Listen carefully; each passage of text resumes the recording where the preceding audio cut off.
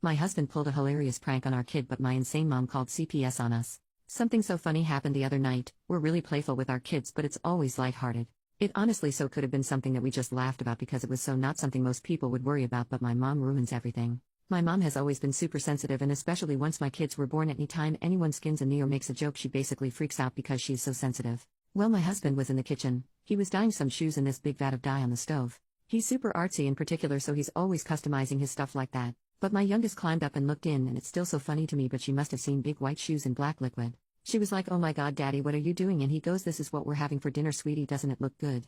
That's when I came in, and she looked so scared that she was going to have to eat it. It was so hard not to start laughing my SS off, but I kept it together somehow. Honestly, I get what she must have thought because it makes sense, right? The stove makes the food, plus the pot looked just like the ones we used for our food, and he was stirring it around. For all she knew, it must have looked like a big scary soup. I came up next to my husband, I smelled the shoes, and I said him, "Dinner smells great, honey." I pretended to take a big sip of the dye. My daughter started crying and wailing, "Mommy, I don't want to eat shoes for dinner, I want to have Dino nuggets." And I just said, "Well, we're not gonna have Dino nuggets today. These are very special healthy shoes, sweetie, don't worry, you'll love it." And she ran screaming out of the room. Me and my husband started dying laughing because she totally believed that we would make her eat that.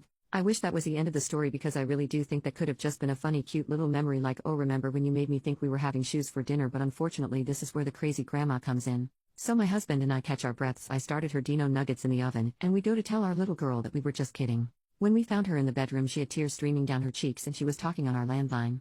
I was thinking like, oh, maybe we took it too far. She seems really freaked out, but I still don't really know why, because we were never really going to make her eat that, obviously. At first I called 911, but it was just my mom, so I took the phone from her.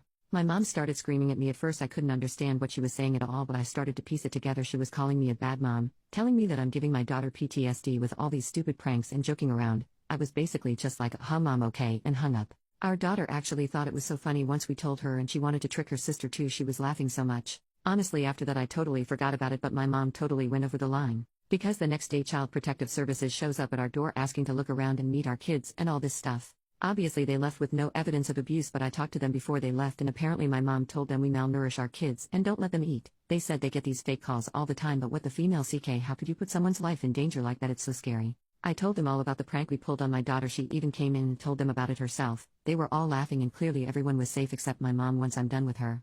My mom has never respected my life or how I raise my kids, but getting in someone's business like that is not something to play with.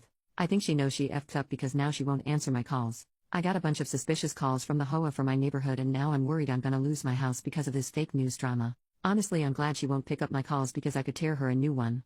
Update. She still won't answer my calls, but I know she's getting them because she changed her voicemail message to say, "Daughter, you can stop calling me, and I'm recording all of this for evidence so I can get a restraining order against you." I hope she never wants to see her grandkids again, because she's not coming for a visit until she apologizes.